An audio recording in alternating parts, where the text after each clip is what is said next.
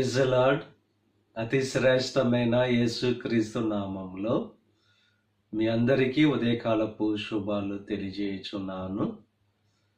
ఈరోజు దేవుడు మనకు అనుగ్రహిస్తున్న అతి శ్రేష్టమైన వాగ్దానము యోహాను సువార్త 14వ అధ్యాయము 14వ వచనాన్ని చదువుకుందాము.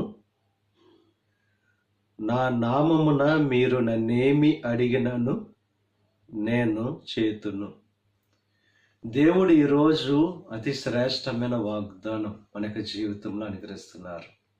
ఆయన నామమున మనం ఏది అడిగినా ఆయన చేస్తానని చెప్పి వాగ్దానం చేస్తున్నారు. అన్ని నామముల కంటే పైనామం యేసుక్రీస్తు నామం. యేసుక్రీస్తు నామం అతి శక్తి కలిగింది, ప్రభావం కలిగింది.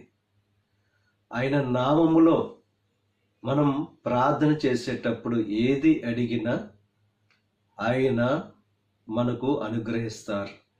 ఆయన నామములో స్వస్థత ఉంది, ఆయన నామములో విడుదల ఉంది, ఆయన నామములో మనకు సమస్తం అనుగ్రహింపబడతాయి.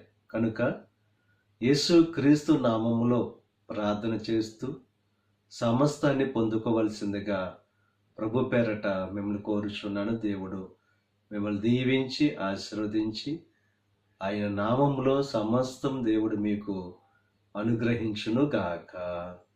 ఆమేన్. ప్రార్థన చేసుకుందాం. పరిశుద్ధుడా, మహోన్నతుడా, కృప కలిగిన దేవ, ఇక ఉదయకాల సమయంలో నువ్వు అనుగ్రహించిన అతి శ్రేష్టమైన వాగ్దానాన్ని బట్టి నీకు స్తుతులు చెల్లిస్తున్నాం. నా నామమున మీరు నన్ను ఏమి అడిగినా నేను చేస్తాను అని క్రీస్తు చెప్పి వాగ్దానం చేశావు. నువ్వు నమ్మదగిన దేవుడవు. ఇక వాగ్దానం ప్రతి ఒక్కరి జీవితంలో నెరవేర్చండి. ఈ ప్రార్థనలో ఏకీపిస్తున్న ప్రతి ఒక్కరిని దీవించి ఆశీర్వదించండి. ఈరోజు తలపెట్టిన ప్రతి కార్యాన్ని సఫలం చేయండి. వారి రాకపోకల్లో నీకు సహాయం అనుగ్రహించండి. ఈ దిన ఆశీర్వాదాలు ప్రతి ఒక్కరి మీద మెండుగా కురంభరింపచేసి నీ దీవులతో నింపి నడిపించమని యేసుక్రీస్తు నామం పేరట వేడుకొనుచున్నాం తండ్రి. ఆమేన్. తండ్రి, కుమార, పరిశుద్ధాత్మ త్రియేక దేవుని యొక్క కృప సదాకాలం మనకు తోడై ఉండి దేవుని యొక్క దీవెనలు ఆశీర్వాదాలతో నింపి నడిపించును గాక. ఆమేన్.